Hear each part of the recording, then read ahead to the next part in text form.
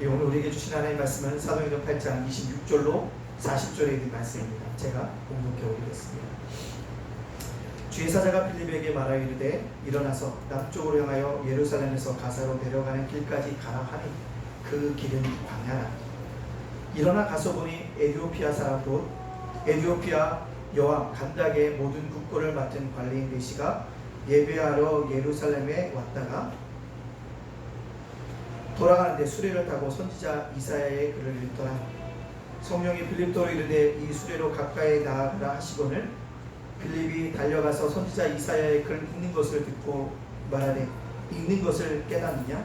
대답하되 지도에 주는 사람이 없으니 어찌 깨달을 수 있느냐 하고 빌립을 청하여 수레에 올라 같이 앉으라 하니라. 읽는 성경 구절은 이것이니 일러스되 그가 도살자에게로 가는 양과 같이 끌려갔고 털 깎는 자 앞에 있는 어린 양이 조용함과 같이 그의 입을 열지 아니하였도다. 그가 굴욕을 당하였을 때 공정한 재판도 받지 못하였으니 누가 그의 세대를 말하리요? 그의 생명이 땅에서 빼앗기미로다 하였거든. 그 내시가 빌립에게 말하되 첫번째 내게 묻노니 선지자가 이 말한 것이 누구를 가리킴이냐? 자기를 가리킴이냐? 타인을 가리킴이냐? 빌립이 입을 열어 이 글에서 시작하여 예수를 가르쳐 복음을 전하니 길 가다가 물 있는 곳에 이르러 그 내시가 말하되 보라 물이 있으니 내가 세례를 받은 후에 무슨 꺼리낌이 있느냐? 이에 명하여 수레를 멈추고 빌립과 내시가 둘 다 물에 내려가 빌립이 세례를 베풀고 둘이 물에서 올라오세 주의 영이 빌립을 이끌어 간지라. 내시는 기쁘게 길을 갈므로 그를 다시 보지 못하느냐. 빌립은 아소도에 나타나 여러 섬을 지나 다니며 복음을 전하고 가이사랴에 이르니라. 아멘. 우리 앞뒤 옆 사람과 이렇게 인사하겠습니다. 현장에서는 눈 인사만, 그리고 온라인에서 예배드리는 분들은 눈으로만 인사해 보겠습니다. 전도 그 사명을 감당합시다. 인사해 보겠습니다. 시작. 전도 그 사명을 감당합시다. 오늘 현장 예배 오신 분들은 환영하고요. 온라인 예배 드리신 분들 환영합니다. 근데요, 온라인 예배 드리는 성도들의 숫자가 점점 줄고 있어요. 제가 다 파악하고 있습니다. 그래서 제가 어제도 안 보는 것 같지만 이게 다 파악하는 수가 있거든요. 자꾸 보라고 얘기하는 이유는 신앙이라는 것은 모여야 되는데 모이지 못하면 뭡니까? 들어야 됩니다. 미안하지만 교회 한 달 이상 안 나온 사람들 얘기 들어보면 믿음이 있다 할지라도 이상한 얘기 안 합니다. 정말 그래요. 신앙의 이야기를 들었는데 신앙의 얘기보다 뭐요? 세상의 소리만 듣고 있어서 세상의 이야기랍니다. 복음이라는 거 들어야 합니다. 그래서 뭐합니까? 들으라는 것입니다. 회개하라 천국이 가까이 왔다라는 예수님의 말씀을 듣고 뭐합니까? 들어야 한다는 것입니다. 그래서 오늘 우리 오신 분들 가서 자녀들과 남편과 아내분들에게 뭐 예배 드렸니? 체크해 보시고 예배 드리라고 얘기해 주셔야 합니다. 그것이 뭐예요? 우리가 해야 될 일이라는 것입니다. 아마 이번 주에 소그룹 전면 금지에 대한 문자가 나와서 기독교회가 굉장히 크게 반발하고 있으며 크게 뭐하고 있습니까? 이제는 그건 소통하지 않고 내는 것이 과연 올바른 것인가 따지고 있습니다. 왜요? 대통령이 성사를 하면서 국민과 소통한다고 했는데 소통하지 않고 있다는 것입니다. 일방적인 발표를 했고 그것에 대해서 많은 목사님들이 흥분하고 있다는 사실입니다. 아니 흥분을 넘어서 뭐예요? 핍박 차원으로 생각하고 있다는 사실들을 우리는 기억해야 합니다. 그럼에도 불구하고 이런 시대에 살아가고 있음에도 불구하고 우리 뭐하냐? 전도의 사명을 감당해야 되는 것입니다.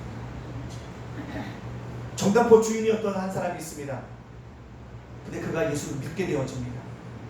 근데 복음을 증거하고 싶은데 담대함이 없어요. 주저주저합니다. 어느 날 컴컴한 방에 술 취한 사람을 만납니다. 옳지, 내가 저 사람에게 복음을 증거해야겠다.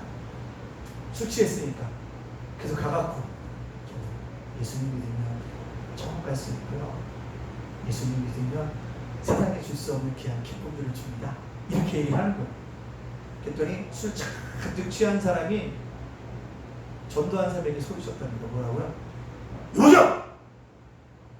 전도하려면 제대로 해야지. 천국과 지옥이 있다고 생각하는 사람이 확신도 없이 술 취한 사람에게 그냥 뭐라고 얘기하는 거예요. 그렇게 증거하면, 전하면 누가 예수 믿겠어? 하고 큰 소리 치고 갔다는 것입니다.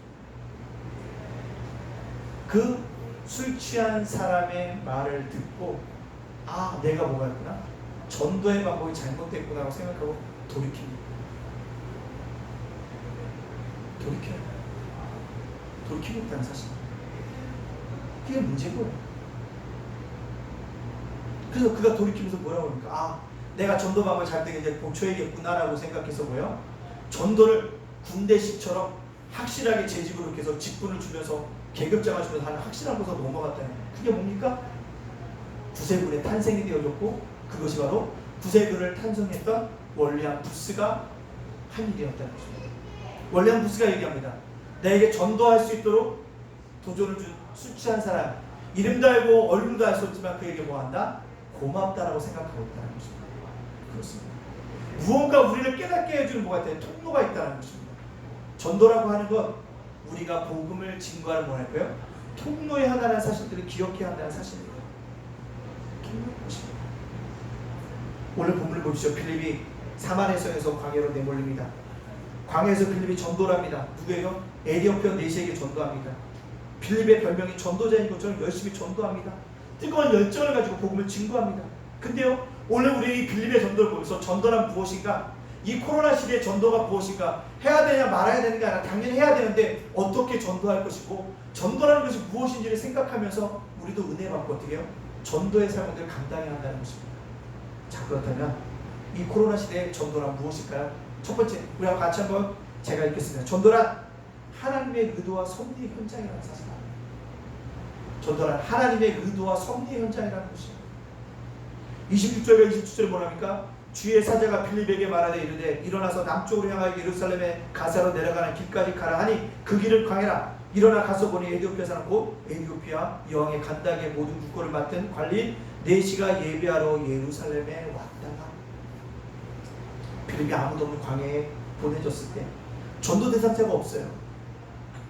놀라운 역사를 이뤘던 복음의 역사를 이뤘던 사마리아 성을 떠나서 아무도 없는 광야로 가시게 하신 이 역사가 이루어집니다. 도무지 이해할 수 없습니다. 근데요, 그곳에서 하나님이 준비하신 사람이 있습니다. 누굽니까? 에디오피아 네시라는 것입니다. 사마리아에서 복음을 잘 증거하던 빌립을 갑자기 광야로 내본 이유가 그 네시 때문입니다. 그 네시를 뭐요? 주님을 만나게 하기 위한 하나님의 의도와 섭리가 일어나는 현장이 바로 전도라는 것입니다. 이처럼 에디오피아 네시는 하나님이 이미 전도하기 위해서 익혀놓은 감이었습니다. 단지 빌립은 뭐예요? 따라간 거라는 것입니다. 따라서 뭡니까? 전도하라는 것을 두려워하지 마십시오. 여러분이 설득하는 것도 아니고 여러분이 설득해서 되는 것도 아닌 것이 전도입니다. 전도란 하나님의 택한 사람이 어떻게 예수를 믿을지 모릅니다. 어떻게 교회 갈 줄 모르는 사람에게 그 길을 가르쳐주는 통로일 뿐이라는 사실입니다. 그 전도 누가 한다고요? 주님이 하십니다. 사도 바울을 보십시오.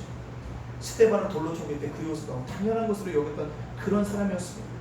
근데 그가 예수 믿는 사람을 죽이려고 가는 순간에 주를 만나 핵심하게 되어집니다. 놀랍게 변화받게 되어집니다. 왜요? 사도 바울에 대한 하나님의 의도와 섭리가 있었기 때문에 그렇다는 것입니다. 그래서 그가 어떻게 합니까? 이방인의 사도, 놀랍게 복음을 증거하는 사람으로 되어진다는 것입니다.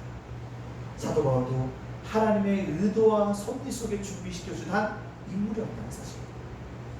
오병이어의 기적이 있습니다. 왜 하필 주님은 들판에서 5,000명에게 말씀을 증거하셨을까요? 그 이유는 단 하나입니다. 자신이 메시아인 것을 오병이어의 기적을 통해서 드러낸 것입니다. 들판이라고 하는 것은 자기가 메시아임을 보여주기 위한 공간적인 장소일 뿐이었다는 것입니다. 그 속에도 여전히 하나님의 의도와 섭리가 감추어져 있다는 사실입니다. 꼭 기억하십시오.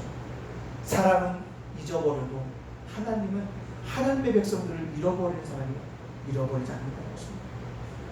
사람은 여러분을 기억하지 못해도 하나님은 여러분을 기억하고 계시다는 것입니다. 어떤 분과 상담을 했습니다.